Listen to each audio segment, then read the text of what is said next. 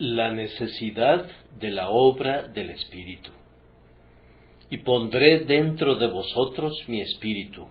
Ezequiel 36, 27. Una característica notable de los milagros de Cristo es que ninguno de ellos es innecesario. Los presuntos milagros de Mahoma y los de la Iglesia de Roma, aun si se considerasen milagros, son un muestrario de hechos extravagantes. Supongan que San Dionisio hubiese caminado con su cabeza sostenida en sus manos después de haber sido decapitado. ¿Qué propósito práctico se habría logrado con esa acción?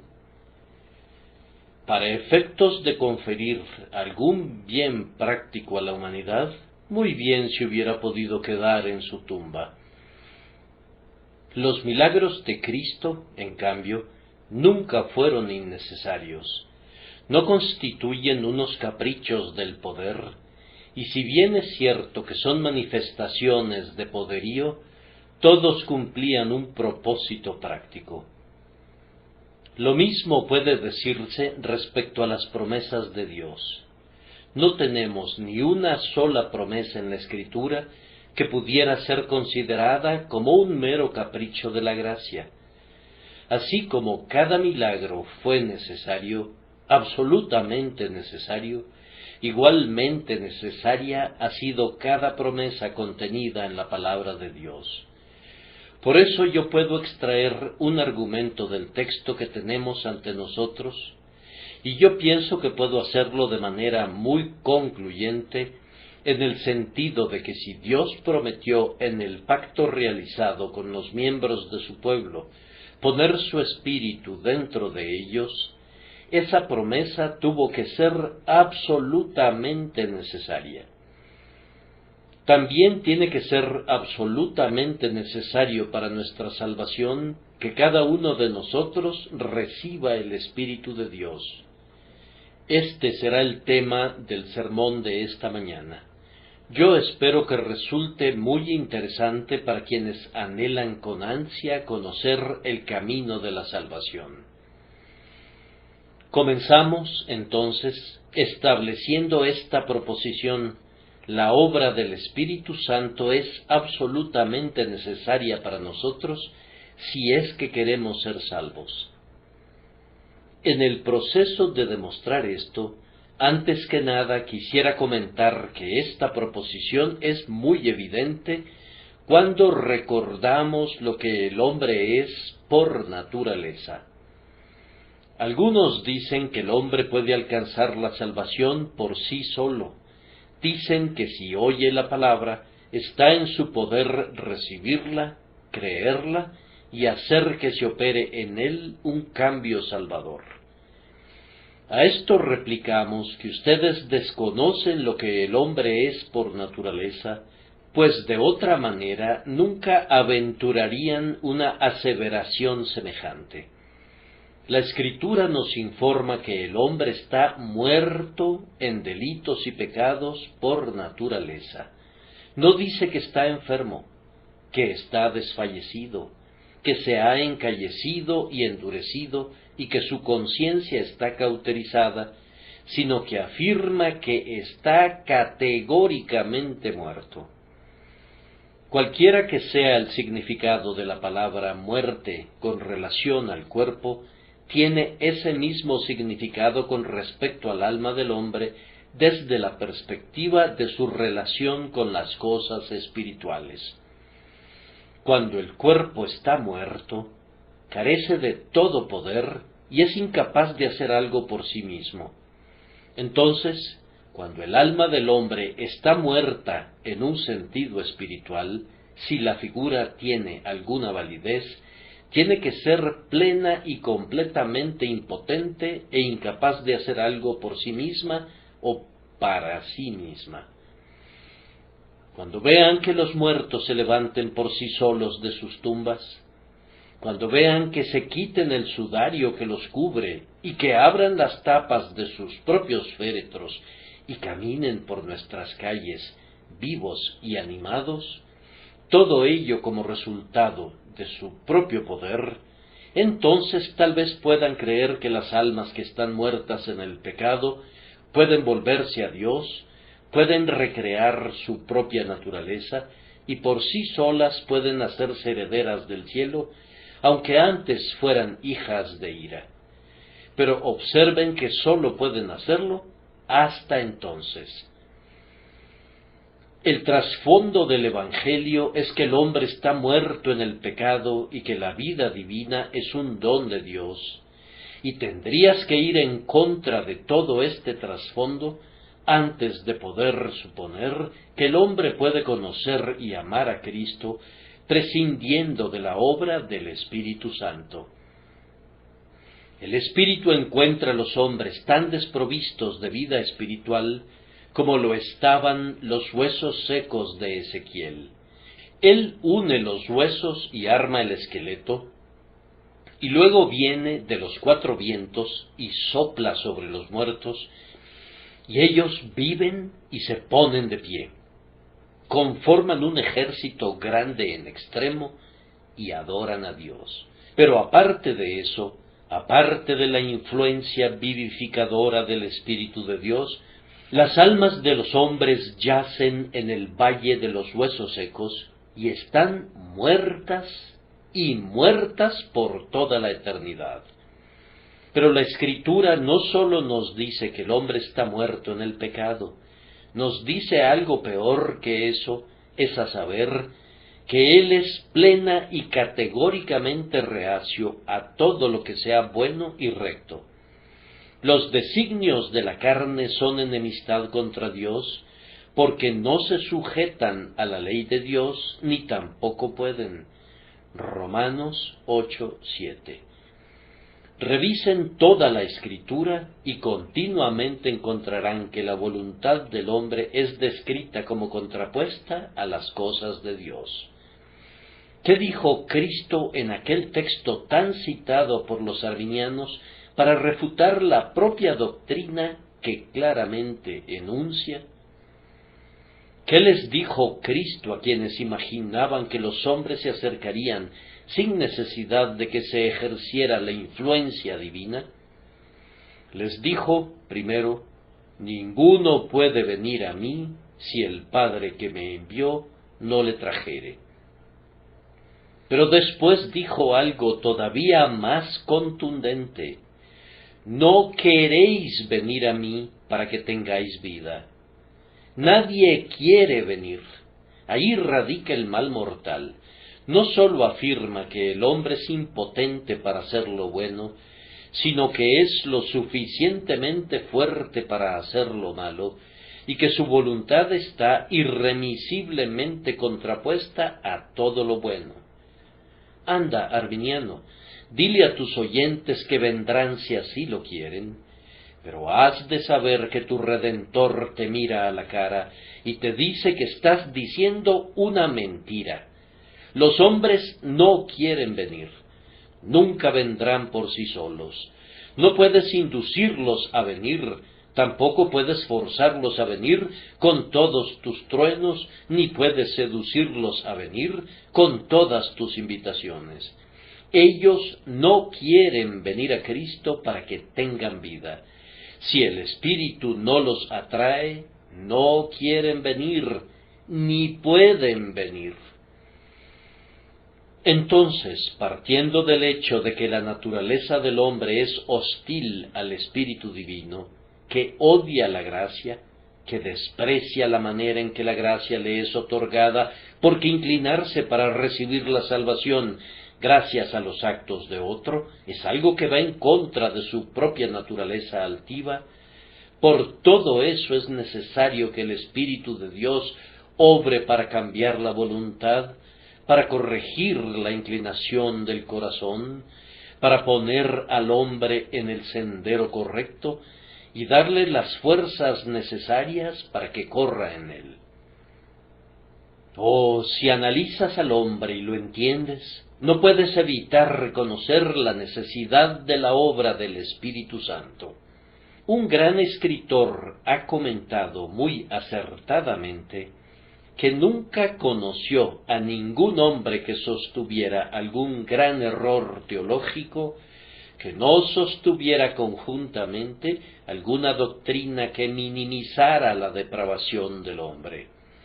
El arminiano acepta que es cierto que el hombre se encuentra en una condición caída, pero sostiene que todavía le queda algún poder a su voluntad y que esa voluntad es libre, que el hombre puede levantarse por sí solo.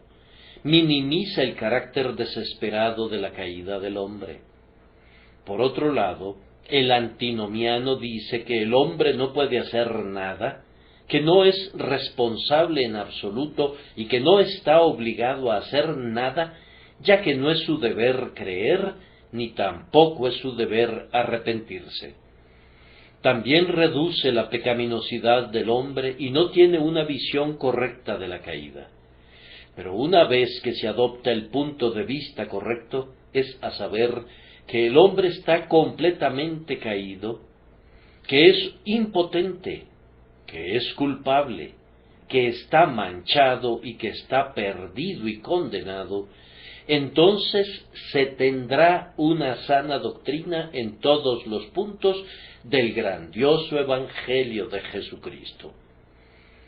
Tan pronto crees que el hombre es lo que la Escritura afirma que es, tan pronto crees que su corazón es depravado, que sus afectos son pervertidos, que su entendimiento está ensombrecido y que su voluntad es perversa, entonces tú tienes que sostener que si un desgraciado así descrito puede ser salvado, tiene que ser por la obra del Espíritu de Dios y del Espíritu de Dios únicamente. Tengo otra prueba a la mano. La salvación tiene que ser una obra del Espíritu en nosotros, porque los medios usados en la salvación son de por sí inadecuados para el cumplimiento de la obra. ¿Y cuáles son los medios de la salvación? Bien, ante todo y de manera primordial, figura la predicación de la palabra de Dios. Un mayor número de hombres es llevado a Cristo por la predicación que por cualquier otro medio, pues es el primero y el primordial instrumento de Dios. Es la espada del Espíritu, viva y eficaz, que penetra hasta partir las coyunturas y los tuétanos. Agradó a Dios salvar a los creyentes por la locura de la predicación. Pero, ¿qué hay en la predicación que salve a las almas? Podría dar la impresión de ser el instrumento de la salvación de las almas. Yo podría señalarles diversas iglesias y capillas a las que ustedes pudieran entrar y decir: aquí hay un ministro en verdad instruido, un hombre que enseña e ilumina el intelecto. Ustedes se sientan y dicen: bien, si Dios tiene la intención de realizar una gran obra, Él va a usar a un hombre instruido como este. Pero, ¿conocen ustedes a algunos hombres instruidos que hayan llegado a ser instrumentos para llevar a las almas a Cristo en alguna gran medida? Hagan un recorrido por sus iglesias, si quieren, y mírenlas, y luego respondan esa pregunta. ¿Conocen a algunos grandes hombres, varones grandes en conocimiento y en sabiduría, que se hayan convertido en padres espirituales en nuestro Israel? No es un hecho que salta a la vista que nuestros predicadores de moda, que nuestros elocuentes predicadores, que nuestros instruidos predicadores son justamente los varones más inútiles de la creación para ganar almas para Cristo? ¿Y dónde es que nacen las almas para Dios? Pues bien, nacen en la casa contra la cual la mofa y la burla y el escarnio del mundo apuntan sus baterías. Los pecadores son convertidos por medio del varón cuya elocuencia es tosca y burda, del varón que no tiene nada que lo haga interesante ante sus semejantes. que tiene que caer diariamente de rodillas y confesar su propia insensatez, y que cuando el mundo habla muy mal de él, siente que merece todo eso, puesto que él es sólo un vaso de barro en el que Dios se agrada en poner su tesoro celestial.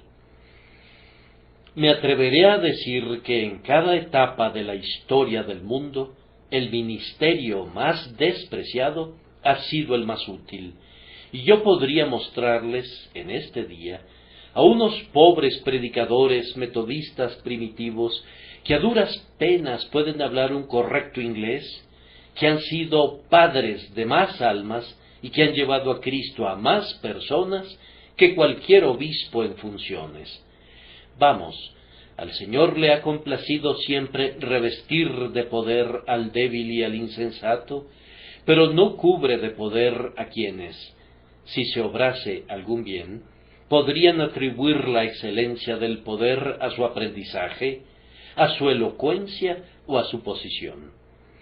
Así como era el deber del apóstol Pablo, así también es el deber de cada ministro gloriarse en sus debilidades. El mundo dice: «Bah, tu oratoria es inaceptable, es áspera, ruda y excéntrica». Sí, lo es, pero nos complace, puesto que Dios la bendice. Entonces es mucho mejor que contenga debilidades, pues así se verá claramente que no es del hombre ni por el hombre, sino que es la obra de Dios y únicamente de Dios. Érase una vez, nos cuentan, un hombre sumamente curioso que deseaba ver la espada con la que un héroe notable había peleado algunas memorables batallas. Echando una mirada a la hoja, le dijo: «Bien, yo no veo gran cosa en esta espada». «No», dijo el héroe, «pero no has examinado el brazo que la blande». Y así también, cuando los hombres asisten para oír algún ministro exitoso, son propensos a decir: «Yo no veo nada en él». No, pero no han examinado el brazo eterno que recoge la cosecha con esta espada del Espíritu. Si hubiesen visto la quijada del asno en la mano de Sansón, habrían dicho: «¿Cómo? ¿Montones sobre montones con esto?». No, desenvaina alguna hoja pulida, saca el acero de Damasco. No, pero Dios quiere recibir toda la gloria y, por tanto, no es con el acero pulido, sino con la quijada de Sansón que se ha de obtener la victoria. Lo mismo sucede con los ministros. Dios ha bendecido a los más débiles para hacer el mayor bien. Bien, entonces, ¿no se deduce de esto que tiene que ser la obra del Espíritu? Porque si no hay nada en el instrumento que pueda conducir a hacerla, ¿no es acaso la obra del Espíritu la que hace que se cumpla la obra? Déjenme simplemente mencionar esta lista. Bajo el ministerio de la predicación, las almas muertas son revividas, los pecadores son conducidos al arrepentimiento, los más viles pecadores son convertidos en santos, y algunos hombres que venían resueltos a no creer, se vieron forzados a creer. Ahora bien, ¿quién realiza todo eso? Si dices que se debe al ministerio, entonces yo me despido de tu sano juicio, porque no hay nada en un ministerio exitoso que tienda a hacerlo. Tiene que ser el Espíritu que obra en el hombre a través del ministerio, pues de lo contrario, tales obras no serían realizadas nunca. Si no fuera por la agencia del Espíritu, sería tan vano esperar salvar a las almas por medio de la predicación, como esperar levantar a los muertos susurrándoles cosas al oído. Ustedes saben que Melanchthon se dedicó a predicar sin el Espíritu del Señor, y él creía que podía convertir a toda la gente, pero finalmente descubrió que el viejo Adán era demasiado fuerte para el joven Melanchthon, y tuvo que hacer un alto y solicitar la ayuda del Espíritu Santo, pues de la manera que lo hacía, nunca vería a un alma convertida. Yo digo que ya que no hay nada en el ministerio de por sí, el hecho de que sea bendecido demuestra que la salvación tiene que ser una obra de un poder superior. Sin embargo, otros instrumentos son también utilizados para bendecir a las almas de los hombres. Por ejemplo, están las dos ordenanzas del bautismo y de la cena del Señor. Ambas ordenanzas son constituidas en ricos instrumentos de la gracia. Pero permítanme preguntarles, ¿acaso hay algo en el bautismo que tenga la posibilidad de bendecir a alguien? ¿Acaso la inmersión en el agua puede tener la más leve tendencia a ser bendecida para el alma? Y luego, con relación a comer el pan y a beber el vino en la cena del Señor, ¿puede cualquier hombre racional concebir de alguna manera que haya algo en el simple trozo de pan que comemos y en el vino que bebemos? Y, sin embargo, sin duda la gracia de Dios acompaña eficazmente a ambas ordenanzas para la confirmación de la fe de quienes las reciben y aún para la conversión de quienes asisten a la ceremonia. Tiene que haber algo, entonces, más allá de la ceremonia externa. De hecho, el Espíritu de Dios tiene que dar testimonio por medio del agua, tiene que dar testimonio por medio del vino y dar testimonio por medio del pan, pues de lo contrario, ninguna de estas cosas podría servir de instrumento de la gracia para nuestras almas. No podrían edificarnos, ni podrían ayudarnos a tener comunión con Cristo. No podrían tender a generar la convicción en los pecadores, ni a establecer a los santos. Entonces, con base en estos hechos, concluimos que tiene que haber una influencia superior, invisible y misteriosa, la influencia del Divino Espíritu de Dios. En tercer lugar, permítanme recordarles de nuevo que puede verse claramente la absoluta necesidad de la obra del Espíritu Santo en el corazón partiendo de este hecho, que todo lo que ha sido hecho por Dios el Padre y todo lo que ha sido hecho por Dios el Hijo es ineficaz para nosotros, a menos que el Espíritu les revele estas cosas a nuestras almas. En primer lugar, nosotros creemos que Dios el Padre elige a su pueblo. Él lo eligió para sí desde antes de todos los mundos. Pero permítanme preguntarles, ¿qué efecto puede tener en alguien la doctrina de la elección mientras el Espíritu de Dios no entre en él? ¿Cómo sé que Dios me eligió desde antes de la fundación del mundo? ¿Cómo se pudiera saber eso? ¿Puedo subir al cielo y leerlo en el rollo? ¿Es posible que me abra paso a través de las densas nieblas que ocultan la eternidad y que abra los 7 sellos del libro y lea que mi nombre se encuentra registrado allí? Ah, no. La elección es una letra muerta tanto en mi conciencia como en el efecto que pudiera producir en mí, mientras el Espíritu de Dios no me llame de las tinieblas a su luz admirable.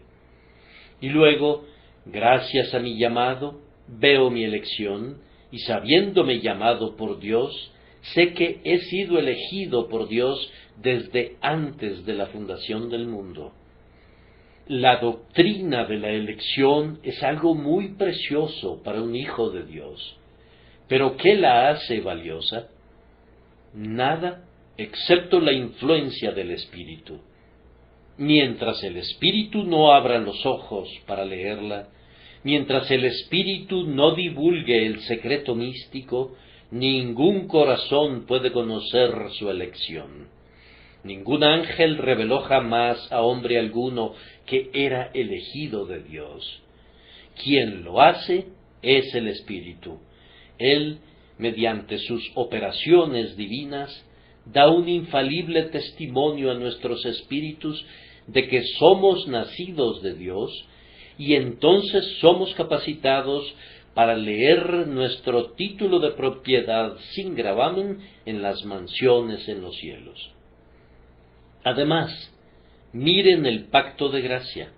Sabemos que Dios el Padre hizo un pacto con el Señor Jesucristo desde antes de todos los mundos, y que en ese pacto le fueron dadas y le fueron garantizadas a Él las personas de todo su pueblo.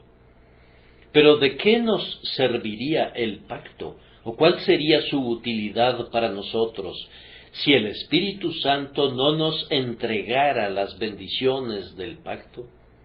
El pacto es, por decirlo así, un árbol alto cargado de frutos.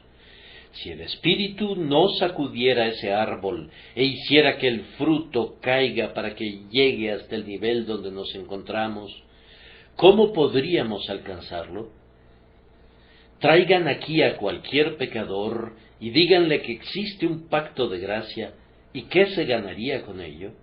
Ah, dice, yo no podría ser incluido en él, mi nombre no puede ser registrado allí. No puedo ser elegido en Cristo, pero basta que el Espíritu de Dios more en su corazón ricamente por medio de la fe y del amor que es en Cristo Jesús, y ese hombre ve el pacto ordenado en todas las cosas y que será cumplido, y clama con David, es toda mi salvación y mi deseo. Consideren igualmente la redención de Cristo. Sabemos que Cristo estuvo en la condición, en la posición y en sustitución de todo su pueblo, y que todos aquellos que entrarán en el cielo comparecerán allá por un acto de justicia, así como de gracia, en vista de que Cristo fue castigado en su lugar y en su posición, y que habría sido injusto que Dios los castigara, en vista que Dios ya había castigado a Cristo en vez de ellos. Creemos que ya que Cristo pagó todas sus deudas, ellos tienen el derecho a su libertad en Cristo, que como Cristo los ha recubierto con su justicia, tienen tanto derecho a la vida eterna, como si ellos mismos hubieran sido perfectamente santos. Pero, ¿de qué me sirve eso mientras el Espíritu no tome de las cosas de Cristo y me las muestre? ¿Qué es la sangre de Cristo para cualquiera de ustedes mientras no hubiere recibido el Espíritu de gracia? Ustedes han oído predicar al ministro acerca de la sangre de Cristo 1000 veces, pero han seguido de largo. No significó nada para ustedes que Cristo muriera. Ustedes saben que Él expió por unos pecados que no eran suyos, pero sólo lo consideraron como un cuento y tal vez hasta como un cuento ocioso. Pero cuando el Espíritu de Dios los condujo a la cruz y les abrió los ojos y los habilitó para ver a Cristo crucificado, entonces la sangre tuvo ciertamente un significado. Cuando su mano sumergió el hisopo en la sangre, y cuando aplicó esa sangre al espíritu de ustedes, entonces hubo un gozo y una paz en la fe que no conocieron nunca antes.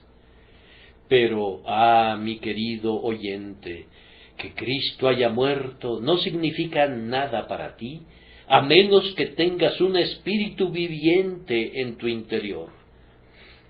Cristo no te proporciona ningún beneficio salvador, personal y duradero, a menos que el Espíritu de Dios te hubiere bautizado en la fuente repleta con su sangre y te hubiere limpiado en ella de la cabeza a los pies. Dentro de las múltiples bendiciones del pacto, solo menciono unas cuantas, simplemente para mostrarles que ninguna de ellas es de alguna utilidad, a menos que el Espíritu Santo nos las proporcione. Las bendiciones cuelgan de un clavo, del clavo Cristo Jesús, Pero nosotros somos de baja estatura y no podemos alcanzarlas. El Espíritu de Dios las pone abajo y nos las entrega, y helas allí. Son nuestras. Es como el maná en los cielos, que está lejos del alcance de los mortales. Pero el Espíritu de Dios abre las ventanas del cielo, hace descender el pan, lo coloca en nuestros labios y nos capacita para comerlo. La sangre y la justicia de Cristo son como un vino almacenado en una tinaja que está fuera de nuestro alcance. El Espíritu Santo sumerge nuestro vaso en este precioso vino y entonces bebemos. Pero sin el Espíritu habremos de morir y de perecer de todas maneras, aunque el Padre elija y el Hijo redima, pues sería como si el Padre no nos hubiera elegido nunca, y como si el Hijo no nos hubiera comprado nunca con su sangre. El Espíritu es absolutamente necesario. Sin él, ni las obras del Padre ni las del Hijo son de alguna utilidad para nosotros. Esto nos conduce a otro punto. La experiencia del verdadero cristiano es una realidad, pero nunca puede ser conocida ni sentida sin el Espíritu de Dios. Pues, ¿qué es la experiencia del cristiano? Permítanme darles solo un breve resumen de algunas de sus escenas. Una persona vino a este salón esta mañana. Se trata de uno de los hombres de mayor reputación en Londres. Nunca se ha entregado a ningún tipo de vicio externo. No ha sido nunca deshonesto. Es conocido más bien como un comerciante recto y leal. Ahora, para su sorpresa, se le informa que es un pecador perdido y condenado, y tan perdido en verdad como el ladrón que murió en la cruz por sus crímenes. ¿Ustedes opinan que ese hombre lo creería? Con todo, supongan que lo creyera simplemente porque lo leyó en la Biblia. ¿Piensan que ese hombre será llevado a sentirlo? Yo sé que ustedes dicen, imposible.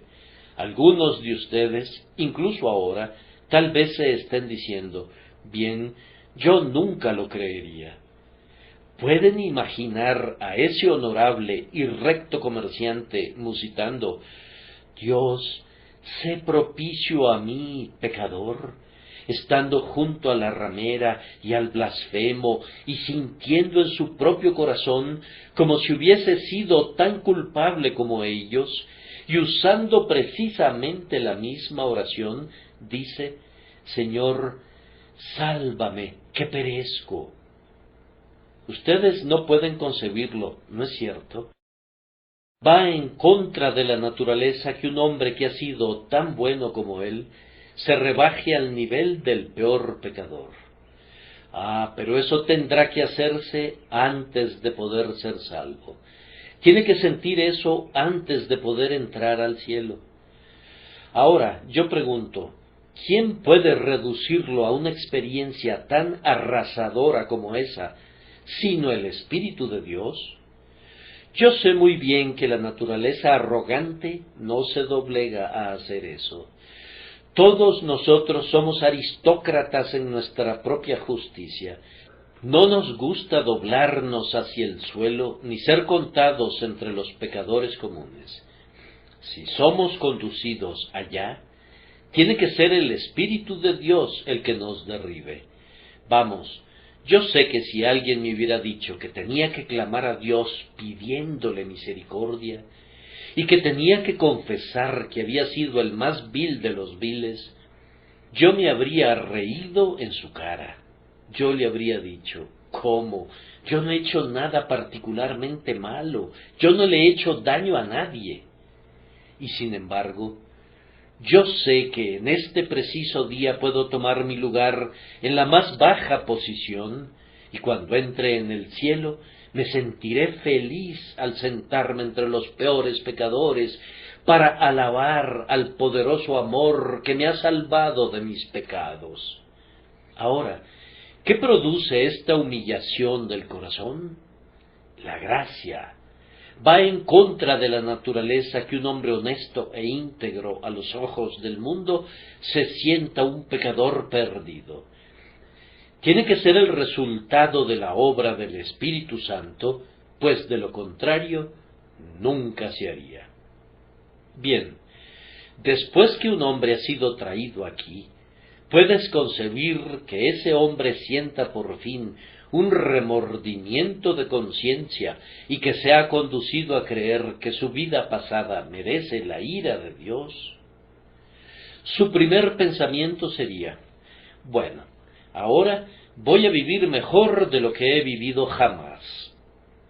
Diría: ahora voy a intentar hacer el papel de un ermitaño y voy a provocarme tormentos por aquí y por allá, y voy a negarme a mí mismo, y voy a hacer penitencia, y de esa manera, dándole importancia a las ceremonias externas de la religión, aunado al desarrollo de un elevado carácter moral, sin duda he de borrar cualesquiera suciedades y manchas que hayan existido.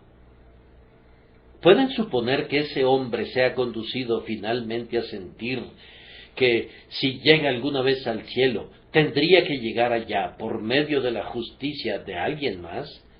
¿Por medio de la justicia de otra persona? Pregunta. Yo no quiero ser recompensado por lo que otro individuo haga. No lo quiero. Voy a ir y voy a jugarme el todo por el todo. Voy a llegar allá gracias a lo que yo mismo haga. Dime qué tengo que hacer y lo haré. Me sentiré orgulloso de hacerlo, sin importar cuán humillante pudiera ser, para poder ganar por fin el amor y la estimación de Dios. Ahora, ¿puedes concebir que un hombre que piense así sea conducido a sentir que no puede hacer nada? Aunque se considere un hombre bueno, no puede hacer absolutamente nada que amerite el amor y el favor de Dios, y si va al cielo, tiene que ir gracias a lo que Cristo hizo.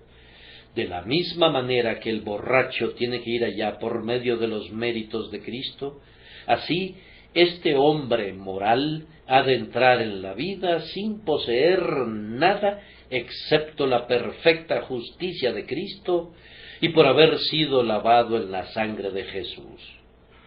Decimos que esto es tan contrario a la naturaleza humana, que es tan diametralmente opuesto a todos los instintos de nuestra pobre humanidad caída, que nada sino el Espíritu de Dios puede llevar a un hombre a desnudarse de toda la justicia propia y de toda la fortaleza de la criatura, y a verse forzado a descansar y a apoyarse sencilla y enteramente en Jesucristo el Salvador.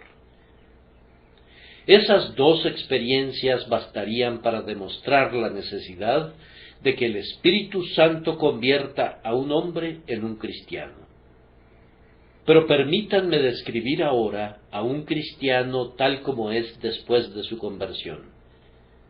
Si llega la aflicción, tormentas de aflicción, él mira a la tempestad a la cara y dice: yo sé que todas las cosas obran para mi bien. Sus hijos fallecen, la compañera de su seno es llevada a la tumba. Él dice: Jehová dio y Jehová quitó, sea el nombre de Jehová bendito.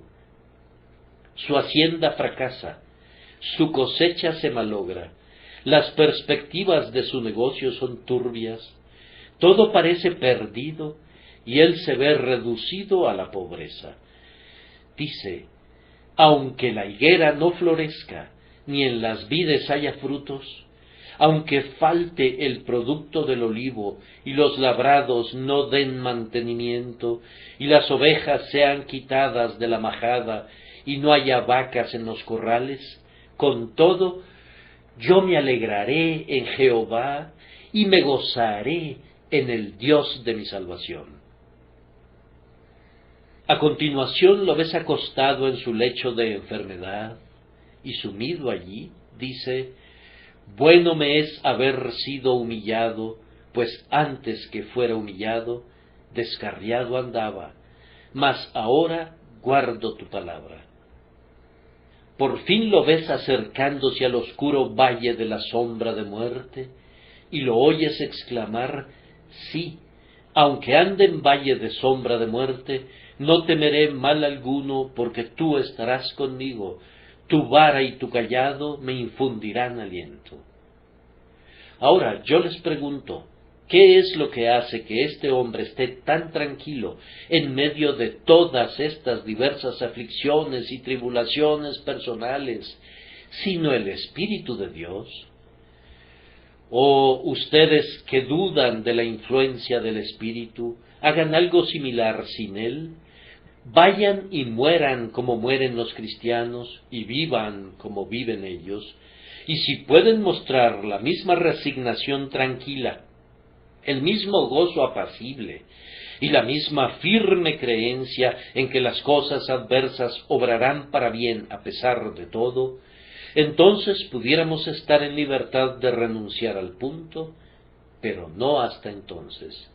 La noble y sublime experiencia de un cristiano en tiempos de tribulación y de sufrimiento demuestra que tiene que existir una obra del Espíritu de Dios. Pero miren también al cristiano en sus momentos de dicha. Él es un hombre rico. Dios le ha dado todo el deseo de su corazón en la tierra. Míralo. Dice, yo no valoro estas cosas en absoluto, excepto en la medida que son un don de Dios. Yo permanezco sin apegarme a ellas, y a pesar de esta casa y de este hogar, y de todos estos consuelos, tengo el deseo de partir y estar con Cristo, lo cual es muchísimo mejor. Es cierto, yo no necesito nada en la tierra, pero todavía siento que morir sería ganancia para mí, aunque tenga que dejar todo esto. No se aferra a la tierra, no la hace con una mano firme, sino que la considera como polvo, como una cosa que ha de pasar. Se solaza muy poco en ella, diciendo, no tengo ninguna ciudad permanente aquí, busco una ciudad que no está a la vista. Observa a ese hombre, tiene suficiente espacio para los placeres de este mundo, pero bebe de una cisterna más elevada. Su placer proviene de cosas invisibles. Sus momentos más felices son cuando deja fuera todas esas cosas buenas y viene a Dios como un pobre pecador culpable y a través de Cristo entra en comunión con Él y se remonta a una intimidad de acceso y confianza y se acerca valerosamente al trono de la gracia celestial. Ahora, ¿qué es lo que motiva a un hombre que dispone de todas esas misericordias a no poner su corazón en las cosas de la tierra?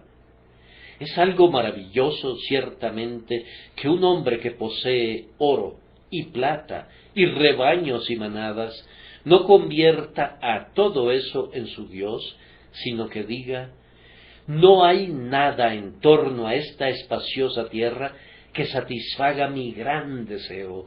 Mis más nobles pensamientos aspiran a un gozo ilimitado y a una dicha sólida.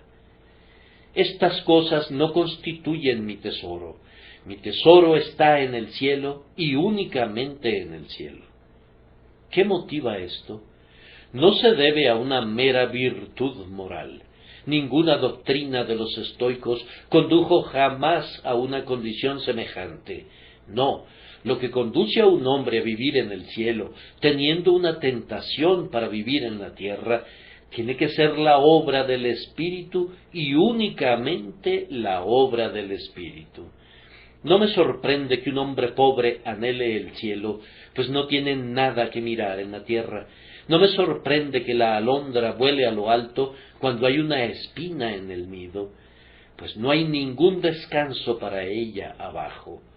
Cuando ustedes son golpeados y carcomidos por la tribulación, no ha de sorprender que digan, Jerusalén, mi hogar feliz, nombre por siempre amado para mí, cuándo tendrán un fin mis trabajos en gozo y paz y en ti. Pero el mayor portento es que aunque recubras el nido de la manera más suave posible, aunque le proporciones todas las misericordias de esta vida, no puedes impedir que diga: a Jesús, la corona de mi esperanza, mi alma se apresura a partir. Oh querubines, llévenme a lo alto y transpórtenme a su trono. Y ahora, por último, los actos aceptables de la vida del cristiano no pueden realizarse sin el Espíritu. Y de esto se comprueba otra vez la necesidad del Espíritu de Dios.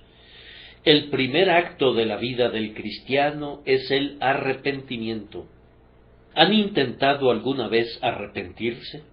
Si lo han hecho, si lo intentaron sin el Espíritu de Dios, saben entonces que exhortar a un hombre a que se arrepienta sin la ayuda del Espíritu es exhortarlo a realizar algo imposible.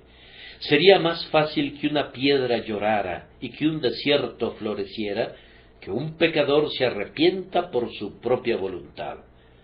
Si Dios le ofreciera el cielo a alguien simplemente sobre la base del arrepentimiento del pecado, el cielo sería tan imposible de alcanzar como es imposible alcanzarlo mediante las buenas obras, pues arrepentirse es tan imposible para el hombre como imposible le es guardar la ley de Dios, pues el arrepentimiento está en la propia raíz de la obediencia perfecta a la ley de Dios. Me parece a mí que en el arrepentimiento está la ley completa, solidificada y condensada.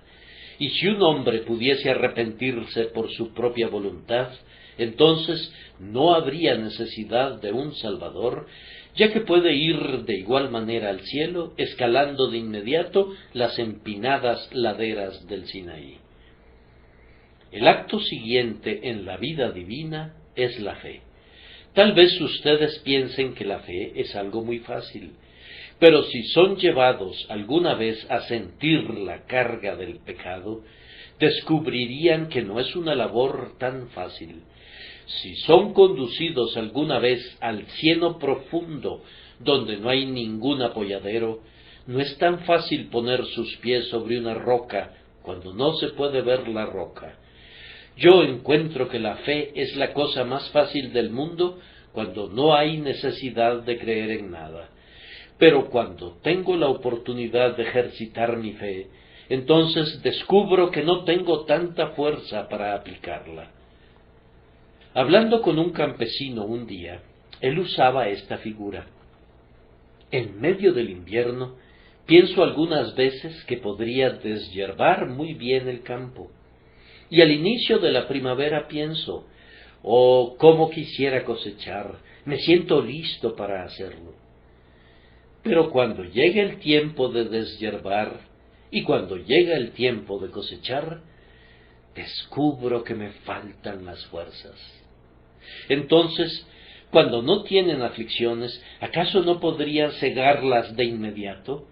Cuando no tienen que realizar ninguna tarea, ¿acaso no podrían hacerla fácilmente? Pero cuando el trabajo y los problemas se presentan, entonces descubren cuán difícil es enfrentarlos. Muchos cristianos son como el siervo que hablaba consigo mismo y se decía: ¿por qué habría yo de huir de los perros? Poseo un par de notables cuernos y tengo también excelentes y veloces patas. Yo podría causarles algún daño a esos galgos. ¿Por qué mejor no me detengo para mostrarles lo que puedo hacer con mi cornamenta? Puedo mantener alejados a los perros que sean. Pero tan pronto ladraron los perros, el siervo salió huyendo. Lo mismo sucede con nosotros. Tan pronto como aceche el pecado, decimos nosotros, lo vamos a destrozar y lo vamos a destruir. Tan pronto como sobrevenga alguna aflicción, la superaremos. Pero cuando llegan el pecado y la aflicción, entonces descubrimos nuestra debilidad, entonces tenemos que clamar pidiendo la ayuda del Espíritu, y por medio de Él podemos hacer todas las cosas, y sin Él no podemos hacer absolutamente nada. En todos los actos de la vida cristiana, ya sea el acto de consagrarse a Cristo, o ya sea el acto de la oración cotidiana, sea el acto de la sumisión constante, o sea el de predicar el Evangelio, sea el de ministrar para las necesidades de los pobres, o el de consolar a los desconsolados, en todas esas cosas, el cristiano descubre su debilidad y su impotencia, a menos que esté revestido con el Espíritu de Dios. Vamos, yo he ido a veces a visitar a los enfermos pensando cuánto me gustaría consolarlos, pero terminaba sin poder decir ni una sola palabra que valiera la pena de oírse o de decirse, y mi alma agonizaba procurando ser un instrumento de consuelo para el pobre hermano enfermo y desconsolado, pero yo no podía hacer nada, y salía del aposento y casi deseaba no haber visitado nunca a una persona enferma en mi vida. Así aprendí mi propia locura. Lo mismo sucede con mucha frecuencia con la predicación. Preparas un sermón, lo estudias y vienes para predicarlo, pero generas el mayor revoltijo que se pudiera generar. Entonces dices, ojalá no hubiera predicado nunca. Pero todo esto es para mostrarnos que ni consolando ni predicando se podría hacer lo correcto, a menos que el Espíritu obre en nosotros así el querer como el hacer, por su buena voluntad.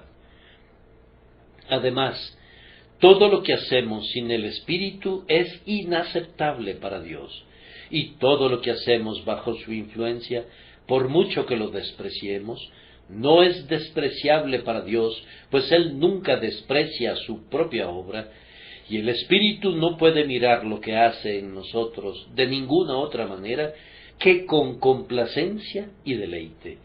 Si el Espíritu me ayuda a gemir, entonces Dios tiene que aceptar al que gime. Si tú pudieras elevar la mejor oración en el mundo sin el Espíritu, Dios no querría tener que ver nada con ella. Pero aunque la oración sea entrecortada y sea coja y tullida, si el Espíritu la elaboró, Dios la mirará e igual que lo hizo respecto a las obras de la creación, dirá, es buena en gran manera, y la aceptará. Y ahora permítanme concluir haciendo esta pregunta. Querido oyente, ¿tienes entonces contigo al Espíritu de Dios? Yo me atrevería a decir que la mayoría de ustedes tiene alguna religión. Bien, ¿de qué tipo es? ¿Es un artículo casero? ¿Lo que eres te lo debes a ti? Entonces, si es así, eres un hombre perdido hasta este momento. Querido oyente, si no has ido más lejos de lo que has caminado por ti mismo, todavía no vas en camino al cielo, antes bien te has encaminado en la ruta equivocada. Pero si has recibido algo que ni la carne ni la sangre pudieran revelarte, si has sido conducido a hacer todo aquello que una vez odiaste, y a amar todo aquello que una vez despreciaste, y a despreciar aquello en lo que una vez se posaron tu corazón y tu orgullo, entonces, alma, si esa es la obra del Espíritu, regocíjate, pues donde Él ha comenzado la buena obra, la concluirá. Y tú puedes saber si es la obra del Espíritu por esto. Has sido conducido a Cristo y has sido apartado de tu yo. Has sido apartado de todos los sentimientos, de todos los actos, de todas las voluntades, de todas las oraciones que constituían la base de tu confianza y de tu esperanza, y has sido llevado a confiar desnudamente en la obra consumada de Cristo. Si es así, esto es algo más de lo que la naturaleza humana enseñó jamás a alguien. Esa es una altura a la que nunca ascendió la naturaleza humana. El Espíritu de Dios ha hecho eso, y Él nunca abandonará lo que comenzó una vez. Irás de poder en poder, y tú estarás en medio de la multitud lavada con sangre, por fin completo en Cristo y acepto en el Bienamado. Pero si no tienes el Espíritu de Cristo, no eres para nada suyo. Que el Espíritu te conduzca a tu aposento para llorar ahora, para arrepentirte ahora, para mirar a Cristo ahora, y que tengas una vida divina implantada ahora que ni el tiempo ni la eternidad serán capaces de destruir.